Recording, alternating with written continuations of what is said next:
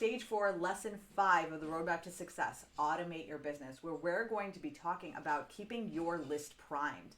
Now, this is a very important part of the entire process because once you've gotten people to sign up for your list, the next step is that you want to make sure that you're keeping in touch with them on a regular basis. The same way that you make posts on social media so that people will see them on a regular basis, we're doing basically the exact same thing here, only we're doing it on your email list. So I want to talk a little bit about why this is so important, because we know that from our previous lessons that there is a journey that your audience goes down, right? They're going down this journey. And on social media, that journey is not under your control, because even when you make the best post in the world ever, social media, Facebook, Instagram, whatever the platform is, they're the ones that make the determination who sees the post, when they see the post, how often they see the post, and so on. They have their own metrics and their own decisions and their own agendas that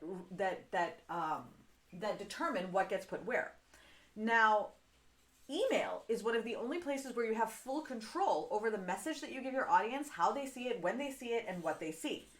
Now, in 2017, I decided, so 2017 was a really big time for me. I'm going to tell you a little story because I think this will help a lot in terms of understanding why this is so important. I decided, so I was working with thousands of business owners at that time, and we were all struggling with the same thing, which was Facebook was not functioning the way that we had expected it to function anymore, or that it had functioned before. And so now we were having a lot more trouble gaining traction in our business. So it was becoming such an emotional hurdle for a lot of us because we couldn't find anything that worked, and it was really interfering with life satisfaction, success, goals, money, finances, whatever. So I decided that I was like, you know what? I feel like this is something I want to do. I want to become an expert in Facebook. So I decided I was going to become an expert in Facebook. And that was what I did for a few years, actually, as I was a Facebook expert, and I coached people on Facebook before I moved into full business strategy. But here's what I didn't realize was going to happen, right? I didn't understand. I understood that when I became an expert in Facebook, people would have questions for me. But what I didn't understand was going to happen was that I would start to get a better understanding of how badly Facebook was actually impacting business owners, because people now saw me as a space to go to when they were having Facebook specific issues. So before, people were coming to me for business specific issues, and Facebook seemed to be a bigger thing that was coming through. But once I became a Facebook expert, business owners started to come to me with all of their Facebook problems. And here's what I discovered. At least once a week, I was getting messages from people who have lost access to their social media account, their Facebook account for some reason or another. And some of those people, they never get them back. But they'll reach out to me and they'll ask me, I was hacked, or I got an email, or something happened and I'm no longer able to get access to my profile. What do I do? There is no way that I know of to help you get your profile back other than the methodologies that Facebook shares with you. And if those don't work, I don't know that there's another way. Now, some people have had issues where every few months, now this is something that happens every few months, the algorithm will just drop. It'll just drop out from under, and then a huge number of business owners will have trouble with getting engagement and reach. So suddenly I'll get a lot of messages. Usually my sister is the first one to let me know, because she has her ear to the ground in other places as well, and she'll let me know, listen, there's something going on with Facebook. And every 3 to 6 months this happens, where basically the reach drops for just about everybody, and sales drop for just about everybody, and then no one knows why it happens. Everybody scrambles frantically, makes all these changes to their business and whatnot, and then eventually the algorithm normalizes again, goes back to where it was, and all of the chaotic panic work that we did in the meantime was really for nothing. It wasn't necessary to do. We could have just stayed the course, and it would have just gone, we would have come back exactly where we were at if we hadn't done anything. But the problem is that we didn't know that, and it keeps happening over and over again. So at this point, since 2017, and now we're talking 5 years, this has happened religiously 3 times a year, every year. So at this point, we can say for sure that the Facebook algorithm is going to drop out periodically throughout the year. And as a result, many business owners are going to panic and divert attention from the things that actually work in their business to try to compensate for this issue. As a result, their businesses are in chaos. Then Facebook comes back up, and now they have to recalibrate again. And so it keeps us locked in this space of chaotic, I've got to figure this out and respond and react to whatever Facebook is doing. And that is a really unhealthy place to live in business-wise, but it's and personally, but it's also not a way to make money. You can't make money doing it that way. The other thing to keep in mind is that social media companies have their own agenda. it has nothing to do with you. They have their own agenda, and they're going to show content based off of whatever they feel is appropriate, regardless of what any of the algorithmic things say. In the end, they do have their own agenda. They are for-profit companies. They can do whatever they want with the content that you post on that social media platform. So essentially, you are trusting them to be the voice for you to your customers, which is not something that many of us would choose to do deliberately. Now, because of all that, one of the themes that I kept hearing over and over again in business groups and among my colleagues and among my clients is that we don't want Facebook to have such a large control over our business. We don't want it so that we don't want to have a life where the second Facebook has a problem, all hell breaks loose, right? So like you're walking around living your great life, everything's happening perfectly, your day is going well, you're saying, I had a really great day. And then suddenly you discover that Facebook is completely down and immediately your day drops out from under you because you're like, oh my God, I'm not going to get any sales, nobody's going to engage. You start to panic, you start to wonder, oh my God, is this something I'm doing? Is it Facebook? Is it me? And then this can go on for weeks or months sometimes. The thing is this. We can't complain. And this is something I said to myself at the time. So I'm sort of like bringing this back to you, like I'm putting it back in my space at that time where I was like, we can't use Facebook. So we basically sit here. We can't decide that I'm going to give Facebook all of the control. I'm going to do all of my sales on Facebook. I'm going to do all my posts on Facebook. I'm going to find all the people on Facebook. I'm going to put everything on Facebook. And then we can't expect on the flip side to then not have a situation where Facebook's like, oh, I'm flipping that switch, your business is in trouble right now, and then where we have this chaotic, the chaotic mess that we go through, right? That's sort of just how it's going to be if we continue to make the choice of making Facebook our for everything. And the truth of the matter is having Facebook or any one place be your for everything is an extremely bad idea. Any business owner who has made money successfully over time without having the stress and fear or worrying about money will tell you that. You have to diversify. And so email is going to give you that opportunity, and the way that we're going to talk about it is going to give you the ability to do that with not a lot of effort and not a lot of extra anxiety. So I wanted to set the stage for keeping your list primed first.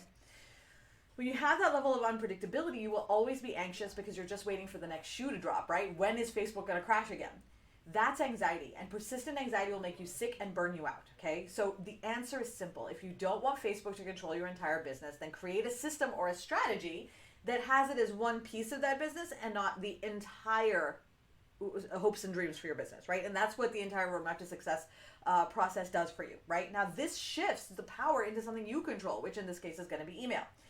Now, email is something that everybody resists it. I resist it. My clients resist it. My colleagues resist it. Heck, I bet you even Katie, who is our email expert, resisted it at some point in her life. Everybody resists email for whatever reason. Maybe it's because we were programmed to believe that social media will do the thing for us. We don't need email. Maybe email is too intimidating for us. Whatever the many, many reasons are that we're intimidated by email, there is always a reason why they aren't done. But the truth is, it's because we're scared. We're scared. I was definitely scared. Absolutely. Totally scared. I was like, oh, what if nobody opens it? What if people hate it? And I just had all these what ifs going through my mind that when I look back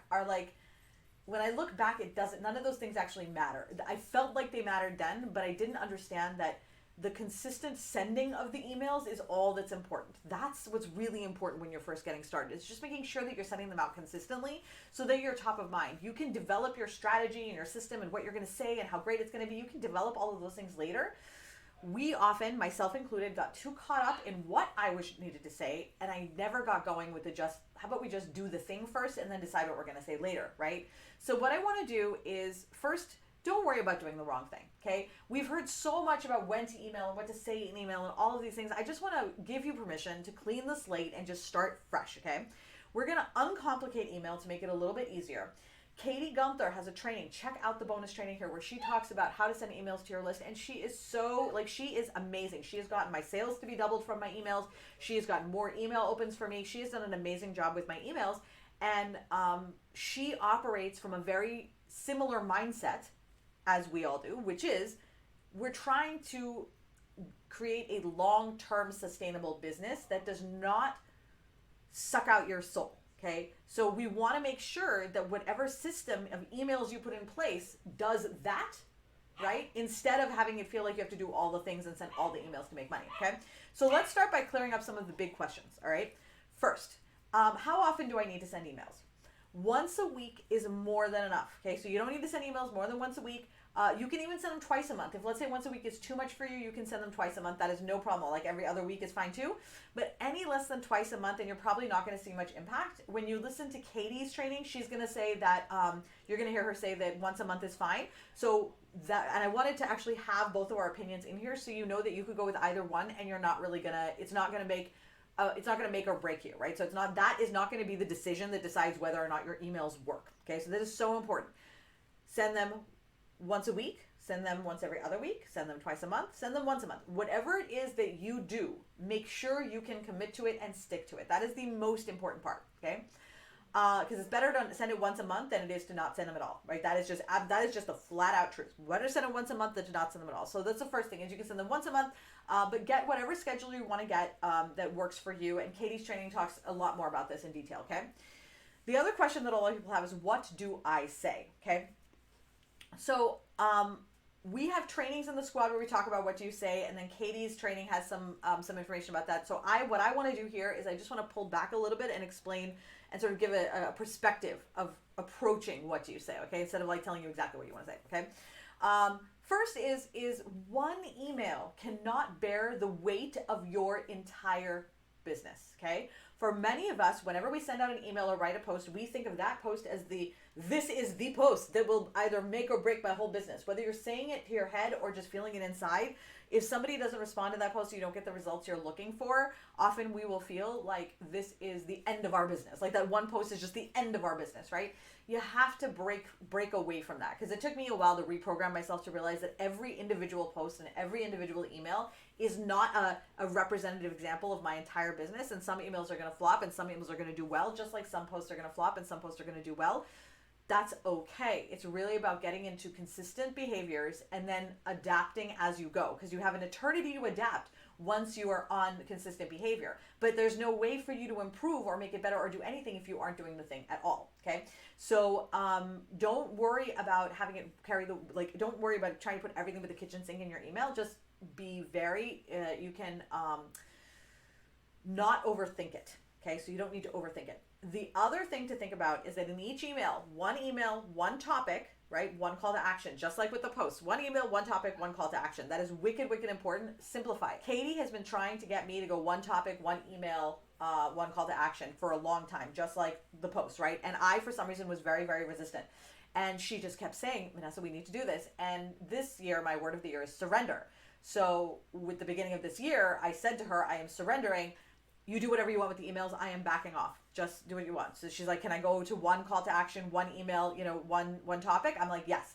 And she did. And amazing. My open rates increased. My sales increased. Everything just went, ooh, ooh, ooh, right? So the most important thing to keep in mind is listen to Katie, but also one topic, one email, one topic, one call to action. Okay. Now the other thing is, what do I say? Don't overcomplicate this. Remember that you are creating a system that is going to go on for the life of your business, which means you have the entire life of your business to improve it and create better results as you are going through the process. But you can't actually create better results if you're not doing the thing. So the first and most important thing is to just get an email out there.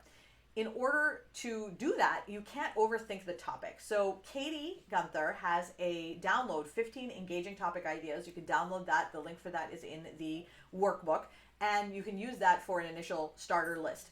If you want something like, you're like, I want a list of all of the things that I can do for email, I have a very comprehensive list of just about anything that you can put into an email. But remember, the most important thing is that one email, one topic, one call to action. The last thing that I want to leave you with this is that your subject lines are probably one of the most important things in your email, because that's what determines whether or not somebody is going to click and open it. It's the same thing as maybe the image that you put on your post or the keywords that you use in your post. You want to make sure that it captures your audience's attention. So there is a link in the workbook for a guide that will help you to figure out the best subject lines for you so that you can increase your open rates. Okay? So what we've discussed in this particular section is it is really, really important to keep your list primed. This is the way that you take control away from social media and away from Facebook, so that when Facebook goes down, you don't worry, you don't freak out, you don't panic, there's no concern whatsoever. You merely turn here and be like, oh, I'm going to use my email now, no big deal, and you go about your day as normal.